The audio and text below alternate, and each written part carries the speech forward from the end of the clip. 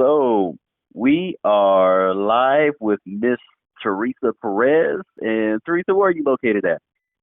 I'm located in the Dallas-Fort Worth area, Texas. Nice. Good old Texas. Everything is Yes. big in Texas, right? Yes, that is correct.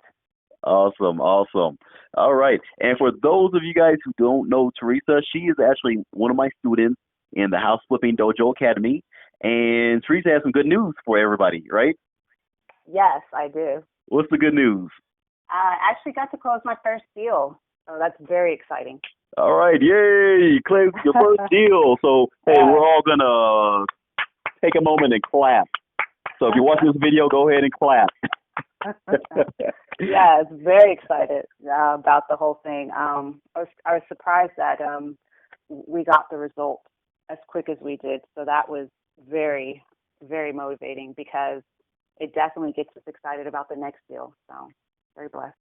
Awesome, awesome. And we're actually going to get to that in a moment here, Theresa. We definitely want to get the good, the bad, and the ugly about your first deal. We want to hear everything, and we don't want you to leave anything out of it, okay? All right. But real quick, what I want to ask you first question is, what got you into real estate investing? Like, what drove you to real estate investing and all that?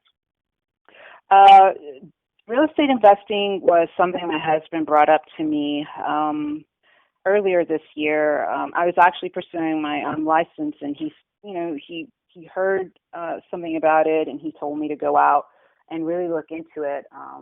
And I did. I started researching, and I found that it had a lot of interest to me because of the low amount of money that you have to. It's not that much money that I had to invest in it to get started. And I started going to a couple of seminars here in the local area. I started researching about it. I got really interested, and that's one of the reasons I wanted to get started. Second, it's because it kind of goes in with my why. I'm trying to buy my time. Time is gold.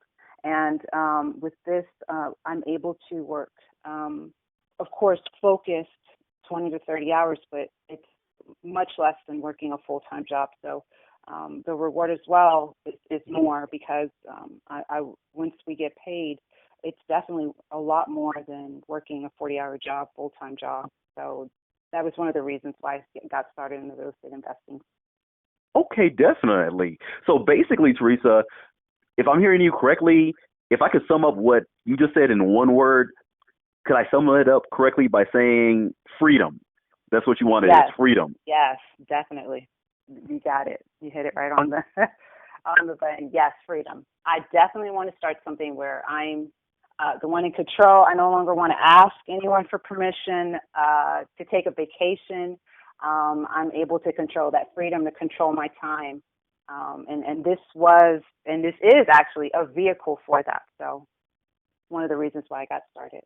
Oh, yeah. And, and it's good that we talk about this, Theresa, just because when people go out there and they want to start a business and they have that entrepreneurial mindset, okay, some people will look at us and they'll say, that dude, that lady over there in Texas, they are crazy. Why would you work 70, 80 hours a week building up something and you're working 7 days a week, Saturdays and Sundays included? You're not watching The Voice or any other TV shows and you're building this up. Why would you do that? And the reason why we do that is for freedom, because we know that, hey, we're not going to always be hustling or grinding it out. We're not always going to be working 70, 80 hours a week, but this work that we're putting in today is going to lead us into a place tomorrow where we have freedom, we can vacation, we don't need to be told what to do by a boss, and we don't have to feel like we're being treated like little children by our bosses because we're the boss. I totally agree. So, yeah, I am working 7 days a week right now, but it is for a purpose. There is a light at the end of the tunnel, and it is worth, living like no other, to live like no other in the future. So I know that this is something that's worth it. So it definitely changes the whole perspective. I'm not going into a job that I hate. I actually love what I'm doing now. So it's totally worth it now, for sure. That is awesome, Theresa. So what is your background? What is your experiences work-wise before you got into real estate? Work-wise, I worked for one of the biggest banks here for most of my career. I did mortgages. I was the 8 to 5 individual, go in, do a great job.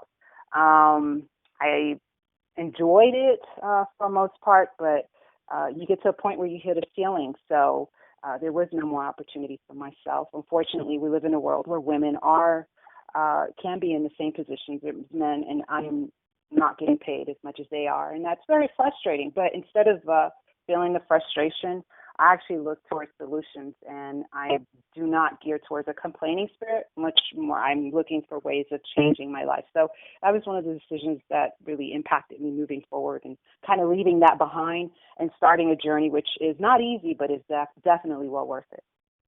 Awesome, awesome. And Theresa, do you feel like as a woman, you embarking into your real estate career, and again, you are your own boss, so there is nobody up above you. Do you feel like you've put yourself on equal footing with all of us guys out here? Yes, definitely. Sky's the limit here. If I put in the work, I'm going to see the results. So, I'm a hard worker, just it's by nature. So I know that I can definitely compete. It's a more even level type playing field for a woman. So I agree. I think that in this setting for me and for any other woman, I would recommend them to pursue entrepreneurship, because unfortunately in corporate America, there haven't been any changes for us. And really, instead of us complaining, we should just change the course of our destiny and go after things that, are going to be probably better for us in the long run. And for me personally, I think that this is, I think I'll see major success from it. I love it. I love it. And look, this is a quick side note to everybody that is watching this video. At the end of the day, as Theresa said, you need to take the bull by the horns. You need to take action and take control of your own destiny in your life, okay? And at the end of the day, don't feel like because you're a woman that you cannot get ahead in this business. Don't feel like because you're black, you're Latino, you're Asian, you're green, you're polka dot, whatever you are, don't feel like you can't get ahead, okay? If you have a handicap or a disability, you can still get ahead in real estate, okay? If you have an accent and it's hard for people to understand you, you can still get ahead in real estate. At the end of the day, the only thing that matters is you having that $1 million mindset and believing that you can do it, okay? Because if you believe that you can do it, then there's not going to be too many people that can prove you wrong. Would you agree with that, Theresa? I totally agree with that, 100%. I encourage everyone to walk. Even if you have that fear, just, continue on, because I think that's what I've learned in my journey is that even though the fear was there, I still walk towards it. And I've had success even now in this venture. Every step of the way there was fear, but I still walked ahead and had lots of faith, and it did definitely work out. So best advice is don't be fearful. That will definitely just cripple you. So just kind of keep going forward, and you can make it happen. You can definitely make it happen. So, all right. So you are a realtor right now, is that correct? That is correct. Okay. So did you come into any complexities being a realtor that was wholesaling? Well, here you have to disclose at every portion of the transaction. With the prospective client, you have to let them know that you are a realtor. You have to disclose additional paperwork. So along the way, especially when I'm presenting a contract to them, I have to disclose to them. I have to provide them with my license number. So it is a little bit of extra steps for me in the sense that I have to disclose to them. There's certain ways that I can market. So for a realtor, it does present a little bit more challenges because I'm licensed and I do have to follow state rules. But as long as you do follow disclosures, I haven't had any issues. And I'm very open, during the whole transaction with our clients. I was very open with them about the whole process, what our role was. There was no question as to I'm going to bring in an buyer, which is a, investor, and they were okay. And my motto is that, I come to them, very truthful. I give them all the information up front, and they decide if they want to work with me or not. And in this case, our first client was very, he understood. He wanted to continue to work with us. I think that he appreciated it because, we came, just kind of laying all the cards, letting him know what the process was. So we had no issues at all. So I haven't had any issues as of yet from it. But like I said, I still operate ethically on both ends, on the realtor side and on the wholesale side. Yeah, and definitely, honesty is always the best policy, whether you're licensed or you're not licensed. And I get that question a lot, Theresa, from people that are wanting to jump into real estate or they've been involved in it from a wholesaling aspect of things. And a lot of them will say, well, I don't want to get my real estate license because I have to do this, I have to do that, I have to do whatever. And I say to them that, hey, at the end of the day, you should be acting ethically and morally anyways. You should not be out there to screw people, okay? And for the most part, as long as you are doing things in a right manner, there's not really going to be too much of a issue with you being a realtor jumping into wholesaling, okay? No, not at all. Yeah, because, honestly, everybody should be acting ethically anyways, right? Correct. But unfortunately out there, they do have, it is very unfortunate that there's some out there that probably don't run themselves ethically. So I guess, it does. Talking to some of the sellers, they do run into some of the people. So we're just kind of forward and just providing them with the information if they want to work with us, which most of the time people are grateful that you are just straightforward with them, and we'll let them make that decision if they want to work with us or not. Oh, yeah. And you said it perfectly, Theresa. You just package yourself up as, hey, I am the lady that you come to when you want to get your property sold quickly, you want to get cash in your pocket, and we're not going to BS or anything. And, obviously it's said in a lot a cleaner way than how I just said it. But, that's the way you present it, you guys. And when you present it that way, you don't ever want to put yourself in a position where you're chasing lead or you're chasing a prospect or chasing a seller or a buyer, okay? Because a person's natural inclination once you chase them is to run away from you, okay? And you don't want to chase folks, okay? You don't want to make yourself seem like you're that scummy salesman or saleswoman, okay? So present your information to them, let them know what you can do, be open and honest with them. Your sellers and your buyers will love you to death for that, okay? And give them a little nudge and, let them know, hey, you're probably going to be a fool if you don't work with me. Obviously, you don't use those words, but you present it in such a way, and they will naturally come to work with you. So Theresa, okay, so this is the part that everybody is watching this video for. This is like what everybody wants to know. You got to tell us about your first deal from start to finish. Like, how did you find it? What type of marketing did you do? What was the good, the bad, and the oogly? Notice I said oogly, not ugly. Well, our first deal came through bandit signs. I got to tell you, bandit signs are probably the best for us. We have already ourselves set up. That's our Friday night ritual. We start at 10 p.m. until probably 2. Okay. And it was one of those weekends where it was raining, and we really thought we asked ourselves, should we put bandit signs out? It's raining. It's going to be a mess tomorrow, but we still did it anyway. We decided to move forward, and that's where we got our deal. It was from a bandit sign.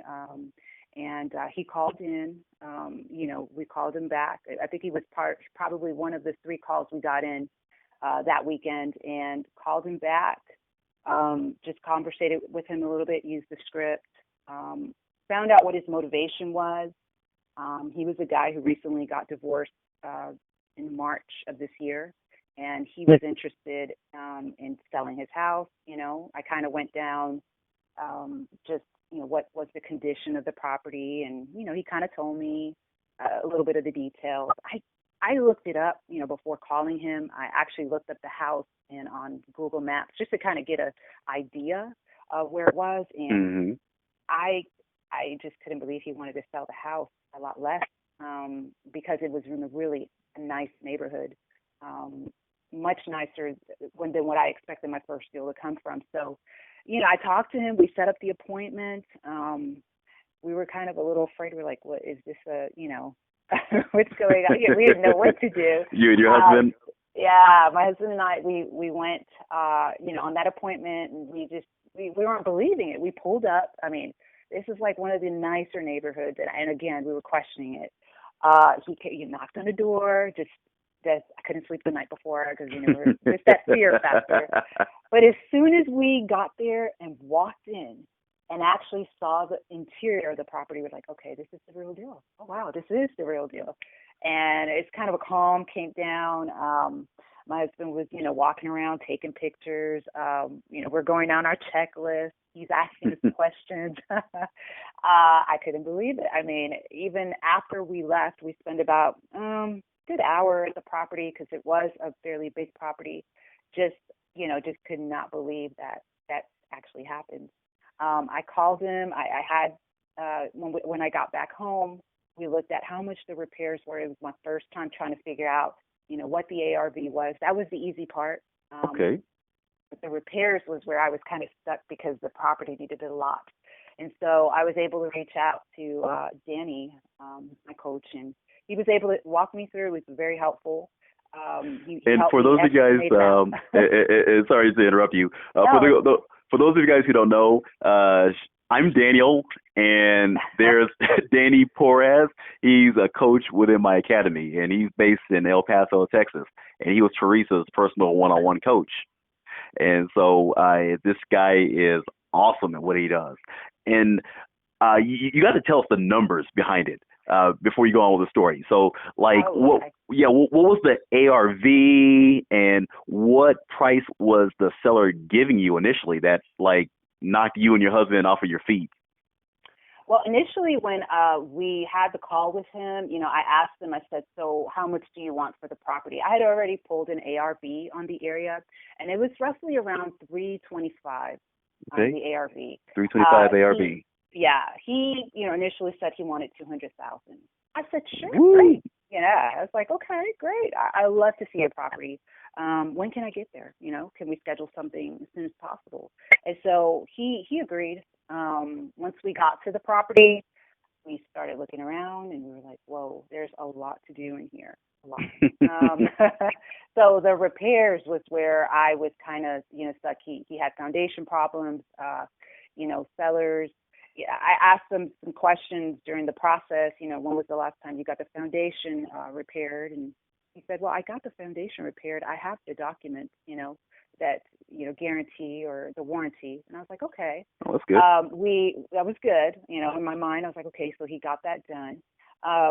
We went in and did our estimate on the repairs. It was roughly around $55,000, roughly $55,000 to $60,000.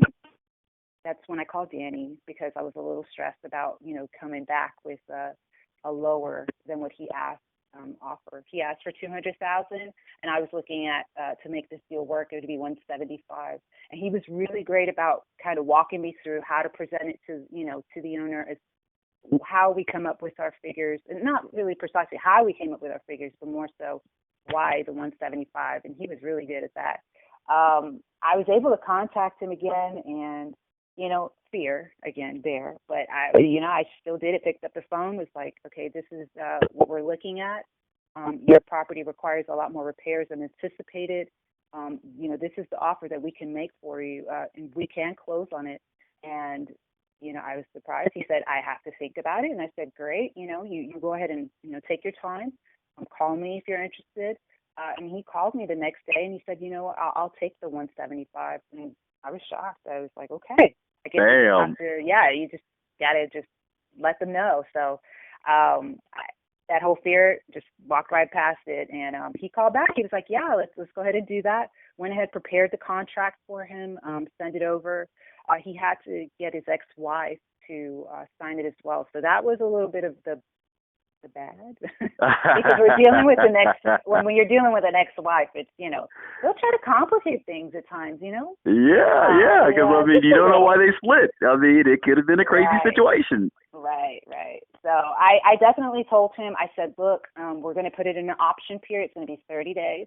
It allows us to go back to the property, take a look. I am going to be bringing over some investors.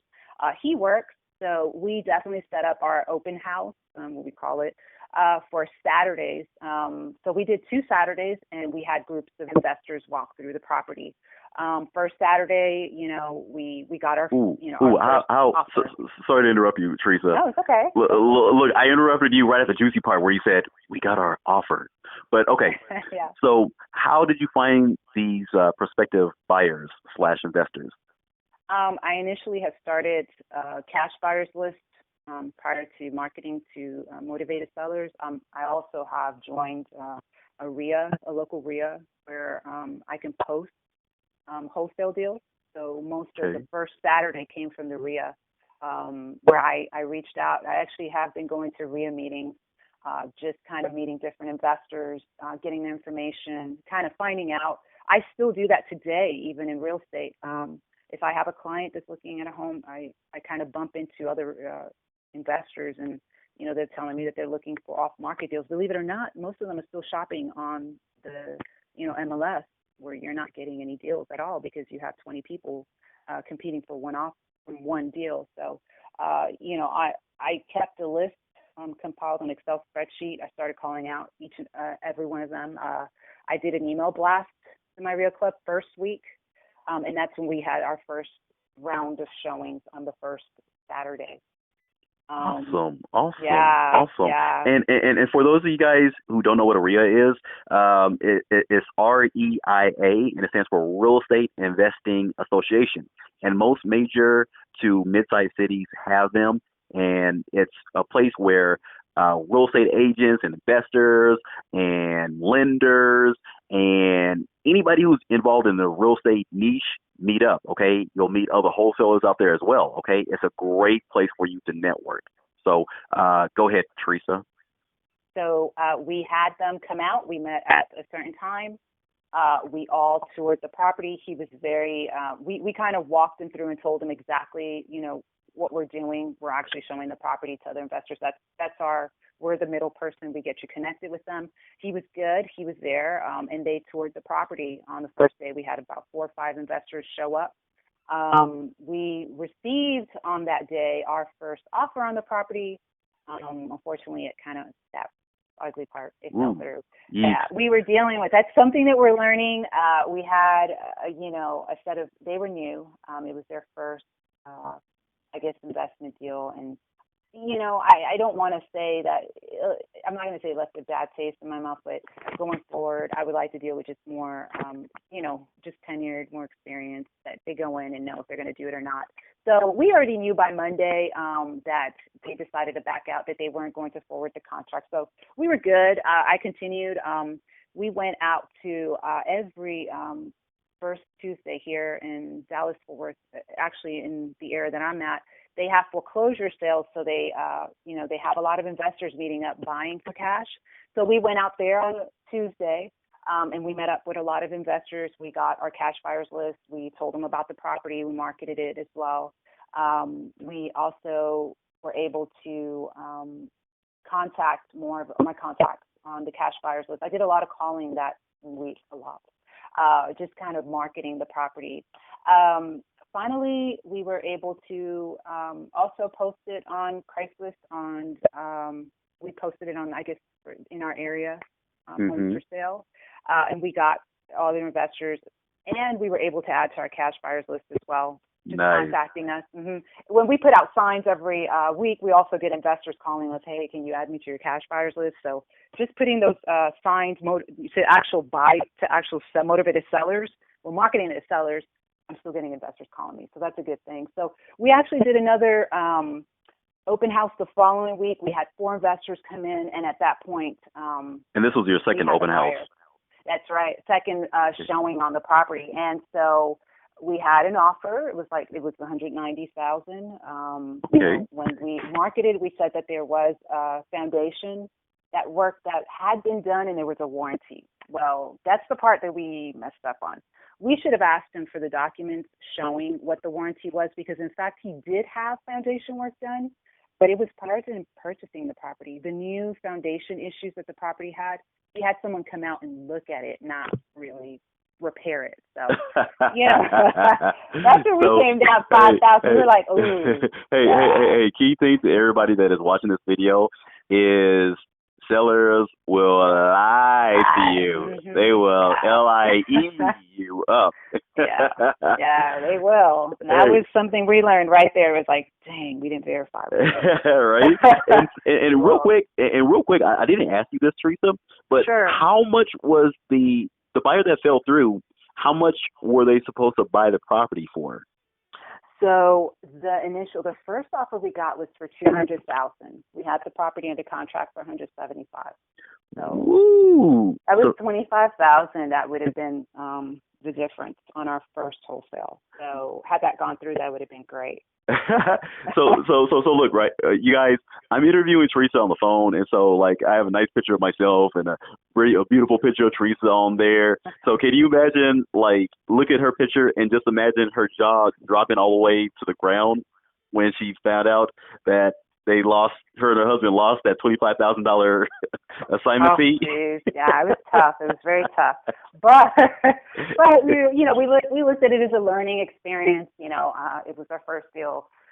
Just to even get there, to having the offer of $25,000 was great, because it actually opened our eyes to what the potential is on our next couple of deals. So we looked at it as a learning experience. We were like, okay, we're going to check on that going forward. We could have pushed on the marketing to probably try to get it out for more, but it actually worked out because we were trying to feel our way through our first deal. So in a sense, I didn't see it as a loss. I just, it was like a learning experience. I know that the potential that there is out there to find more deals like that. So that was exciting for me. I guess I looked at it that way. But yeah, we got our second offer, and it actually came in at $190,000. Had it not been for that one lie, my husband, he's not a liar, so he's like, I'm not a liar. I had no clue. I'll go ahead and drop it to the $5,000. So in essence, that next deal that we got it under contract for $185,000. So we came walking away with a $10,000 commission from that first deal. Boom, baby. That's what I'm talking about. $10,000. That's not bad for your first deal, is it? Not bad at all. It was amazing. It was smooth. We went through the whole contract. They were on board. It looks like, they were all cash buyer. We got to deal with them back and forth.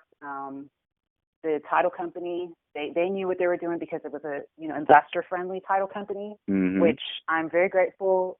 Just getting to know other wholesalers in the area, that helped me a lot as well, because I can always call and they'll give me, hey, this is a person that you can deal with. And Turney was great. They got their earnest money out there. We were getting closer to the actual closing date. I think the day before closing, the attorney's office calls me. They're telling me that they're probably not going to close on that Friday. I'm asking why. Well, it turns out that they got their closing statement, HUD settlement statement, and they're showing taxes. And so I guess they weren't aware of that. Right up to the closing, they're going to collect taxes. And the wife was the one having the issues. So, really? I called him up. Yeah, I called him up. One of the things I learned is, during the whole process, I was in contact with him. I was very, straightforward with him. Contact, what do you need from me? And so he was very, open. He's like, yeah, it's not me. It's my ex-wife. She doesn't want to sign. This is why. And so I went ahead and got him the information. I showed him where that number was coming from. With my mortgage background, that was helpful to provide him, with the information. Because, when people just don't know, sometimes they feel like, okay, something's not right. But I encouraged him to contact his mortgage company and find out, what his escrow amount was. And he did. And he found out that they weren't collecting enough on the taxes, mm-hmm. on his mortgage payment. So, in essence, had he stayed in that property, his actual payment was going to increase in a couple of months, and it was going to be a big increase. So he was able to understand that they were going to collect the taxes. If he had an escrow account, they were going to refund that 30 days after the closing. But because he didn't have enough, there was going to be some major changes going on. So it was a good deal for him because he was able to get out of a very bad situation ahead of time. So we were able to help him get out. He was able to split some funds with his wife. I offered to call her, if she needed me to call her to explain. He said he was fine, and he was able to kind of relay that information back to her, have her call the mortgage company so they can explain the details. And we were good. We were set for the closing. And Friday came along, and, everybody came in. I called, attorney's office just to make sure that the buyers showed up and the sellers, and they told me yes. In the afternoon, I was able to stop by and pick up my check. So it was a big deal. Awesome. That is awesome. I don't know why I didn't do this a long time ago. Definitely, yeah. This is, for as much as I've done in the past for it, this is very smooth compared to that. So, yeah, very exciting. Well, Theresa, and it's one of those things where I tell people that you only know what you know. And so that's right. We all get blessed or come into our season of opportunity at the right time. So you definitely came at your right time. And would you say that you having a coach that you could talk to on the phone and having a group of like-minded individuals, such as the rest of the students in the academy and myself and the other two coaches in the academy that you could talk to in our private Facebook group, was that helpful along with the video training? It is. It was very helpful. It got me the tools that I needed to kind of get to results quickly. So that definitely was a help for me. I found it invaluable talking with Danny that day. When I had questions, he was able to answer my call and kind of walk me how to speak to, the seller, and that was helpful. So I got to meet other wholesalers within the group here locally. And that's because you want to, also work with other people in just doing the same. You just kind of bump ideas and be able to help each other out. So, yes, it's been invaluable for me. I don't think I would have seen the same results had I not had that guidance of, okay, what is it that I need to do? How do I set myself up? I think sometimes we just need that roadmap. And sometimes we get a little confused if we don't have a map to kind of follow to be able to get to the success. And so I think we started in July, I believe, and to be already closing at the end of September, that was amazing. Just seeing that, the results, that just gets you pumped up. So my husband is a believer. He's ready to go out, to put out bandit signs. He drives and calls me to check up on addresses now. So he's a believer. So that right there is just invaluable. Yeah, it is. Because that's definitely what's been motivational for both of us. So yeah, I do agree that it is a help. Awesome. And definitely, you get a paycheck and that definitely makes your spouse a believer. So my wife was like that as well. When I got my first paycheck, she became a believer really, really quickly.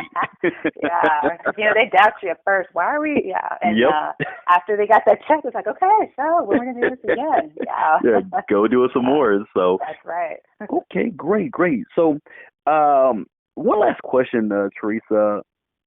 If you could give one recommendation to a new or an aspiring wholesaler that is listening to this video right now, what would you tell them? Like, what one golden nugget of wisdom would you give that new or aspiring wholesaler to get him or her to a place of success? What would you tell them?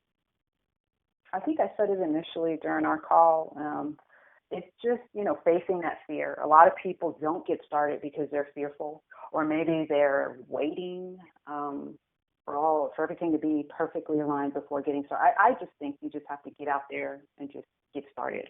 And I mean, maybe the pieces will fall in, but I think that was probably for us very successful. I didn't know what I was doing, but I still went out and did what I was told. And even though I was fearful, I still did it. And I think that we were able to find success on the other side of fear. So it's just facing those fears of getting started. I know it's tough, just the thought of talking to people. It's a different mindset, when you're going out there on your own, trying to, talk to people that don't know you, trying to get them to sell their house. But at the end of the day, if you look at it as you're actually providing them a service. You're actually getting them out of a jam, because most of the time they want to leave where they're at. You're helping them out. I think that it'll make it so much easier. So that's probably a couple of things. Maybe I threw 3 out there, but yeah. But I think the most important one is fear. If you're fearful, just walk and don't let fear cripple you or stop you. Just keep going, and you definitely will get to the goals that you're after. So with us, it was the oh, should we get started? Is this really something we want to do? And it's been the best thing that's actually happened to us. So we weren't fearful about, oh my gosh, is this going to work out? We just kind of did it, and we just walked, just a leap of faith. And it actually has brought us, for us now, already seeing those results, I'm amazed. I should have done this a while back, but like I said, I'm glad that I'm doing it now. That's all that matters. That's it. It's better late than never. And, yeah, definitely. And you did say something very powerful, Theresa. You said it's all about faith versus fear. Mm-hmm. And at the end of the day, you guys, fear is just an acronym for false evidence appearing real, okay? And that's not the reality of the situation. Have faith, okay? Not saying that you should just step out there and just do things crazy like, but have faith in your own abilities. Have faith in your God-given abilities, okay? And just get out there and do it, because at the end of the day, if you don't make change and if you don't take action, then nobody's going to do it for you, okay? And on a side note, Theresa, you definitely, I said take action. My girl down there in Dallas, Texas, her name is Lo Sherrell. Have you ever heard of her before? No, I have not. Okay, I'm giving her a public shout out on my YouTube channel. If you guys are located in Dallas, Texas, make sure you link up with Lo Sherrell, and I'll give you her information off of the call, Theresa, but definitely a really, really good lady to get linked up with down there in Dallas. So anyways, it was great talking to you, Theresa. We love your story, and I know that definitely hundreds of people are going to be inspired by your story. And you guys, don't go through this journey by yourself. Make sure that you get help. Get a roadmap, okay? Get with a team that can encourage you, okay? Real estate is not a individual sport, it's a team sport, okay? And in order for you to have success, you definitely need to think about getting with a group of folks, okay? So check out houseflippingdojo.com, houseflippingdojo.com. Peace, God bless, and we will see you guys on the top. Bye. All right, have a good one.